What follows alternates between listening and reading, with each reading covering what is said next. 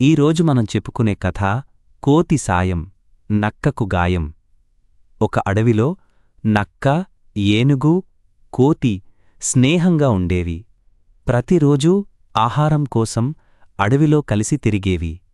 నక్కకు ఎప్పటినుంచో ఏనుగు మాంసం తినాలని కోరిక ఉండేది. కాని అంత పెద్ద ఆకారాన్ని చంపి తినటం దానివల్ల కాదని తెలిసి బాధపడేది.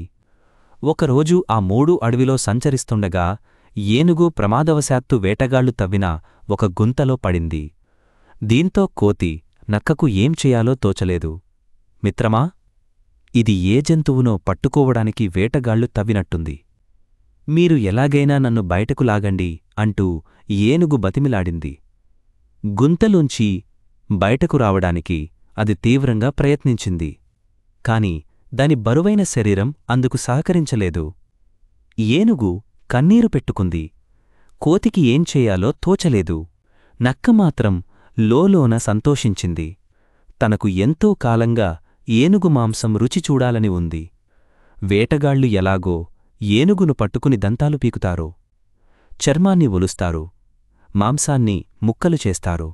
అప్పుడు తను ఎంచక్కా ఏనుగు మాంసం రుచి చూడవచ్చనుకుంది. కాని పైకి మాత్రం బాధ నటిస్తూ, మిత్రమా, భయపడకు, నన్ను ఆలోచించుకోనివ్వు అంటూ ధైర్యం చెప్పింది. అప్పటికి చీకటి కావస్తోంది.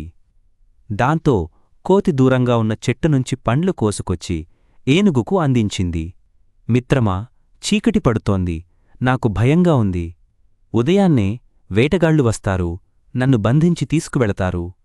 ఈలోపే ఏదో ఒకటి చేసి నన్ను కాపాడండి అంది. ఏనుగు, అలాగే, తప్పకుండా కాపాడతాం. నువ్వు మాత్రం ధైర్యంగా ఉండు అంటూ కోతి ఉపాయం ఆలోచించసాగింది. నక్కబావా, నువ్వు మన మిత్రుడిని కనిపెట్టుకుని ఉండు, నేనిప్పుడే వస్తాను అంటూ అది అక్కడినుంచి వెళ్ళిపోయింది. కోతి వెళ్ళగానే నక్క పక్కనే ఉన్న చెట్టుకు ఆనుకుని విశ్రాంతి తీసుకుంటూ ఏనుగు మాంసం తింటున్నట్లు కలకనసాగింది. తెలతెలవారుతుండగా ఒక పెద్ద వాహనం తీసుకుని వేటగాళ్లు వచ్చారు. గుంతలో ఏదో జంతువు పడినట్లు దూరం నుంచే గ్రహించారు. వేటగాళ్ల రాక గమనించిన నక్క దూరంగా పొదల్లోకి వెళ్లి దాక్కుంది. ఎప్పుడెప్పుడు ఏనుగును చంపుతారా, మాంసం తిందామా అని ఆరాటపడసాగింది. ఒక వేటగాడు గుంతలో ఏనుగు పడిందని అరిచి దానిమీదకు మత్తుబాణాలు విసిరాడు. అవి గుచ్చుకోవడంతో దానికి మత్తెక్కింది. తరువాత వేటగాళ్లు గుంతలోంచి ఏనుగును బయటకు తీశారు. దాన్ని బంధించడానికి పెద్ద పెద్ద ఇనుప గొలుసులు తీసుకొచ్చారు. ఇంతలో ఎక్కడినుంచో ఒక పెద్ద ఏనుగుల గుంపు భీకరంగా అరుస్తూ అక్కడికి వచ్చింది. వాటిని చూసిన వేటగాళ్లు భయంతో పారిపోయారు. ఏనుగుల మంద ఒక్కసారిగా 4 వైపుల నుంచి రావడంతో పొదల్లో నక్కిన నక్కను చూడకుండా తొక్కేశాయి. దెబ్బకు దాని కాలు పచ్చడైంది.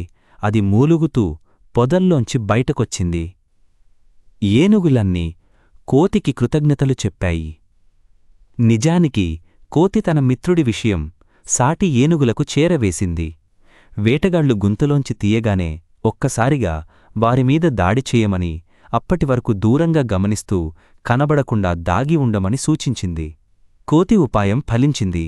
జిత్తులమారి నక్క తన కోరిక తీరకపోగా తను చేసిన తప్పుడు ఆలోచనకు శిక్షగా పచ్చడైన తన కాలిని చూసుకుని బాధపడింది.